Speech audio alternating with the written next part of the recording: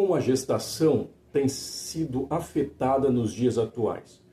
Nós vivemos, como eu tenho falado e como é percebido, dias em que há um discurso em favor das mulheres, ok, legítimo, que diz que as mulheres precisam ser empoderadas, precisa se dar poder às mulheres, ok.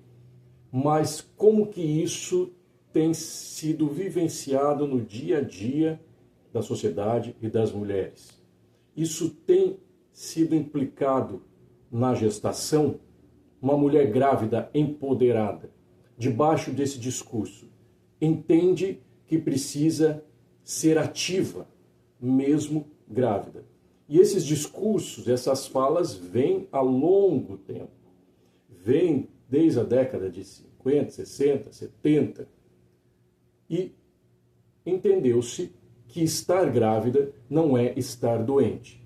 E assim, esta mulher ativa na sociedade, que entende que é empoderada, que tem poder para fazer o que quiser, tem poder para trabalhar, tem poder para fazer os exercícios físicos, na sua gestação também mantém essa atividade. Vai para a academia, inclusive esses dias eu postei um vídeo de competidoras que vão para a corrida, fazem os exercícios, competem grávida. Ok, gravidez não é doença. A comunidade médica entende isso. Mas é preciso entender um equilíbrio. Até que ponto as atividades afetam o feto? Que consequências vai acontecer neste feto quando a mãe permanece ativa? Quando ela vai para o trabalho, ela fica estressada o tempo todo, ela fica na competição o tempo todo, o seu cérebro fica na ameaça, no sentimento de perigo, que ela tem que dar conta, como que ela pensa nessa gestação, o que ela sente nessa gestação, qual é a emoção, e é óbvio e é sabido que o feto está intimamente conectado com o organismo da mãe. Portanto, o que ela sente, o bebê sente, a corrente sanguínea está ali unida à corrente sanguínea dessa mãe. Então, esse feto é afetado de alguma forma.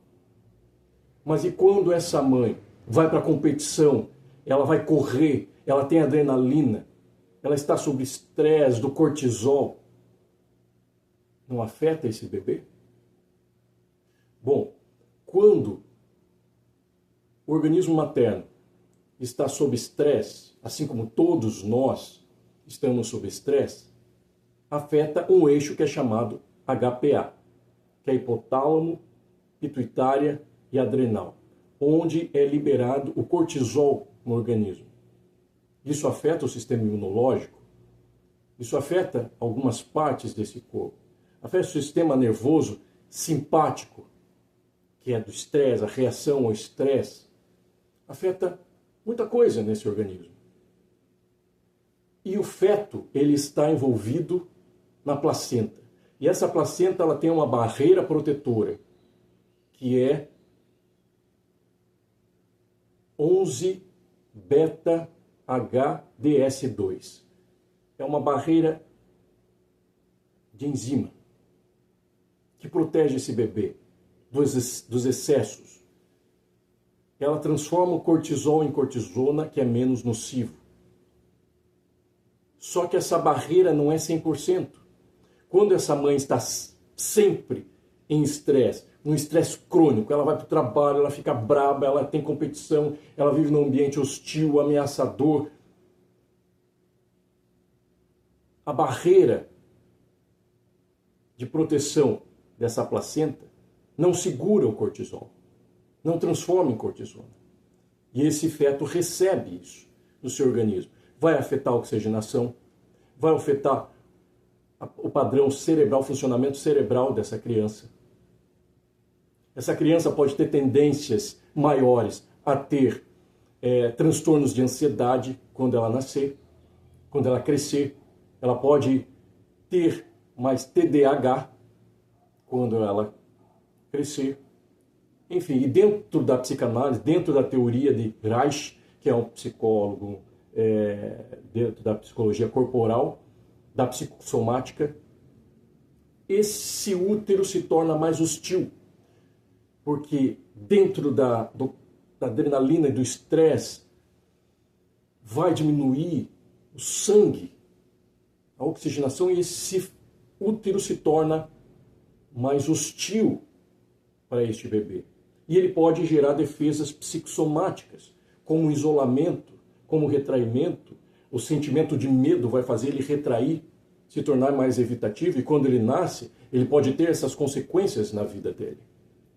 Ter um traço de caráter mais esquizoide, isolado, medo de rejeição, medo de abandono. Então pode haver muitas consequências. Por mais que a mulher possa se sentir empoderada, o feto não é. O feto não tem todo esse poder. Então é preciso rever e entender os cuidados na gestação. E pode ser que muitas das coisas que nós estamos vivendo hoje, nas crianças, o excesso de transtornos, de falta de atenção, hiperatividade, transtornos de ansiedade, podem sim ser oriundos de uma má gestação. Então precisamos pensar sobre isso com cuidado. Não ir ao extremo, que a mulher não precisa exatamente ficar paralisada na gestação, mas é preciso ter cuidados necessários. É preciso cuidar com o excesso